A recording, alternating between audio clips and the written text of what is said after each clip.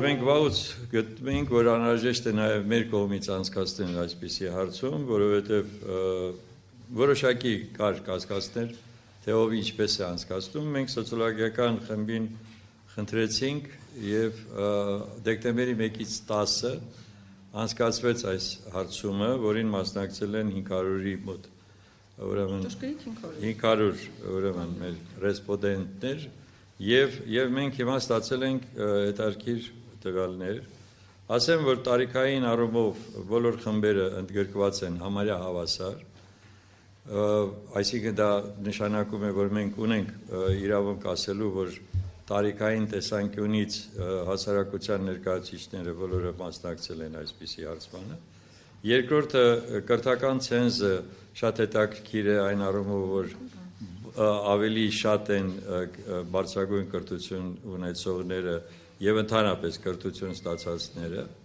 եւ դա էլ նշանակում է, որ այստեղ ավելի գիտակցաբար ուրեմն պատասխաններ են եւ մենք դա նույնպես գնահատեցինք։ Դիագրամաները իրենք ամեն ինչ ասում են, ես ասեմ, բայց մենք ունենք նաեւ սրա համապատասխան իհարկե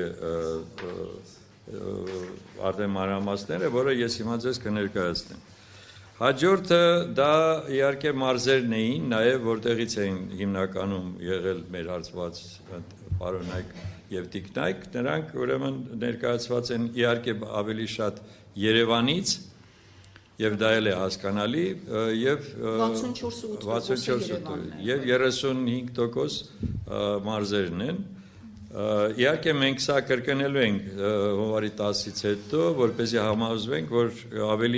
ավելի հստակ կանցկացնենք եւ կհասկանանք, թե որքանով ենք մենք ճիշտ, որ այսպիսի հարցում ենք կազմակերպել։ Ուրեմն մենք տվել ենք հարցեր, որոնք որ շատ կարեւոր էին մեր կարծիքով։ Դա առաջին հերթին ուրեմն նշվել է արտաքին քաղաքականությունը։ Եվ տեսեք ինչպիսի ուրեմն պատասխաններ ենք մենք ստացել։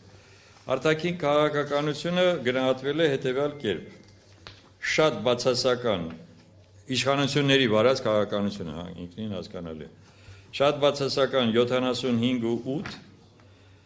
մասամբ բացասական 9.8, շատ դրական 1.2, մասամբ դրական 7.4, չեն կողմնորոշվել 5.7%-ը։ Հաջորդ հարցը եղել է հանրային անվտանգություն եւ իրավապահ համակարգ։ Գնահատականները հետևյալն են. շատ բացասական 71.7, մասամբ բացասական 15.2, խոսքը գնում է նա մասին, թե ոնց են իրենք պատկերացնում մեր անվտանգային համակարգը եւ նրա համապատասխան իրավապահ մարմինների գործունեությունը։ Շատ դրական 0.8, մասամբ դրական 8.6, չեն կողմնորոշվել 3.7։ Առողջապահություն, սոցիալական հարցեր, կրթություն եւ գիտություն։ Շատ բացասական 60.2%, մասամբ բացասական 24.6%, շատ դրական 2.5, մասամբ դրական 9.8, չեն կողմնորոշվել 2.9%։ Տնտեսական ոլորտ, էկոնոմիկա, ֆինանսներ, շատ բացասական 62.3, մասամբ բացասական 20.5, շատ դրական 1.2, մասամբ դրական 8.6, չեն կողմնորոշվել 7.4։ Արցախի հիմնահարցը, ես հիմա սա անցնեմ եւ հետո նորից կանցնենք մեկնաբանություններին։ Արցախի հիմնահարցը արցախցիների կեցության ապահովում Հայաստանում եւ Արցախ վերադարձի իրավաքաղաքական ոլորտ։ Շատ բացասական այսօրվա քաղաքականությունը 75.8, այդքան էլ ճիշտ։ Մասամբ բացասական 6.8, շատ դրական 5.3, մասամբ դրական 4.9 եւ չեն կողմնորոշվել 7.4%-ը։ Հիմա տեսեք, սա ոլորտներն էին, որոնք մենք հատուկ առանձնացրել էինք եւ իհարկե այստեղ կա եւս նոր բաներ, որ կարելի է ամսի 10-ից հետո հարցումը կազմակերպել, բայց սա շատ կարևոր էր մեզ համար հասկանալու, թե ինչպես է իրական վիճակը, ինչպես են իրականում քաղաքականությունը գնահատում այսօրվա իշխանությունների եւ հիմա հասկանալի է, որ նույն այսպիսի թվեր ես համոզված եմ ուղղակի ունի նաեւ իշխանությունը Եվ սրանով է պայմանավորված այն հիստերիկ բոլոր դրսևորումները, որը իրականացնում է այսօրվա վարչապետը եւ նրա ամբողջ թիմը։ Այնպես որ սա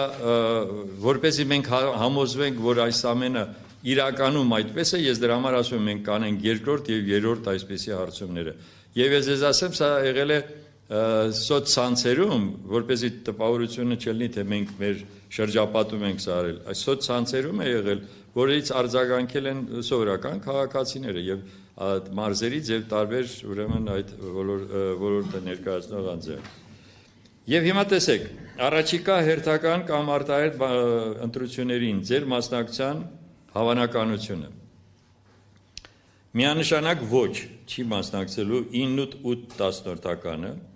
միանշանակ ուրեմն հիմնականում ոչ 10-7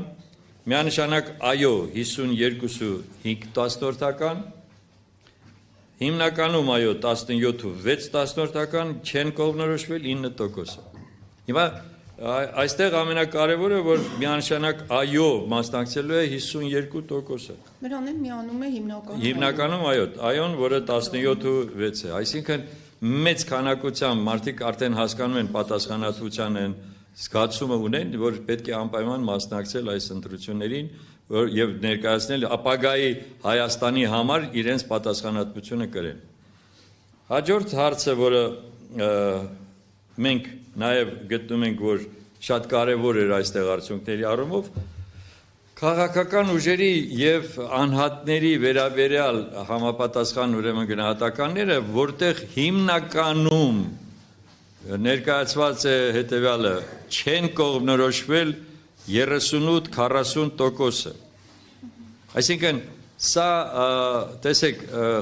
ասվում է նրա մասին, որ մենք հիմա հատուկ չենք ներկայացնելու ձեզ այն վարկանիշները, որոնք կան եւ կուսակցությունների եւ անհատների եւ անձերի, ինչու, որովհետեւ մենք ուզում ենք կրկնենք եւ ուզում ենք հաստատվենք, որ իսկապես այդպես էլ կա, բայց հավատացնում եմ, որ վարկանիշ կա եւ մեր ուժերի նկատմամբ եւ այլն, բայց հարցը դա չի։ Հիմա տեսեք, գլխավոր եզրակացությունը, որը մենք անում ենք այս հարցման այս արդյունքով, նաեւ որ չկողմնորոշվածների եւ մարդիկ, որոնք չգիտեն, դժվարանում են պատասխանել, դա 38-40% է։ Դա նշանակում է, որ այսօր քաղաքական ուժերը ունեն մեծագույն խնդիր բացատրելու իրենց այլընտրանքային մոտեցումները այս քաղաքականությանը, որը մենք դեպ ասած պատրաստվում ենք անել հունվարի կեսերից հետո, անպայման հրավիրելու ենք մեծ հավաք եւ այդտեղ ներկայացնել ենք մեր պատկերացումները, հատկապես արտաքին քաղաքականության եւ նաեւ ուրեմն անվտանգության համակարգի հետ կապված, որովհետեւ այսօր ժողովրդի մեր այս հարցման արդյունքը նույնպես մեզ հուշում է, որ մեր ժողովուրդը սպասում է կոնկրետ հարցադրումներ, թե ինչ եք դուք անելու, հասկացանք սրանք ինչ են անում, իսկ դուք ինչպես եք վարվելու, դուք ոնց եք դուրս բերելու երկիրը այս վիճակից։ Այսա կարևորագույն այն ուրեմն արդյունքն է, որը մենք ստացել ենք եւ չկողմնորոշվածների հետ կապված նաեւ ասեմ, որ մենք փորձ արեցինք հարցնել, թե հասկանալ որ միավորումը, որ քաղաքական ուժերի միավորումը իրենց կգոհացնի, այստեղ էլ է խայտաբղետ իրավիճակ։ Այսինքն էլի նորից 50%-ից ավելին չի այլ պատկերացնում, թե որ ուժերի միավորումը ճիշտ կլիներ, կարող էր այսպիսի ուրեմն այս իրավիճակում։ Այսինքն չեն տեսնում նաև ձգտումը քաղաքական ուժերի միավորվելու եւ դրանից ելնելով այսպիսի անորոշության մեջ են։ Այս սա հիմնական այն ուրեմն եզրակացություններն է, որոնք մենք արել ենք